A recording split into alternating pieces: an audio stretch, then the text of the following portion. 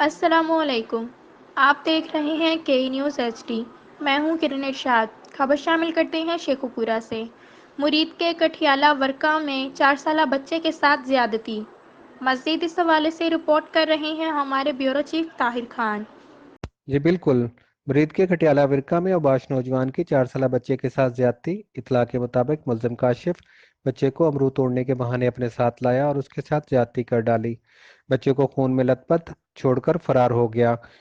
بچے کو زخمی حالت میں ٹی ایچ کیو ہسپتال داخل کر دیا گیا۔ جی 4 سال کا بچہ ساڈا یہ کاشم نا کا لڑکا لے گیا پیار نال لے گیا امرود توڑن کے بہانے لے گیا اتنے انہیں برا بڑا کیا جدو گئے یعنی کہ زخمی حالت میں سارے ملے بھی ہوئے سی یعنی کوئی پتہ نہیں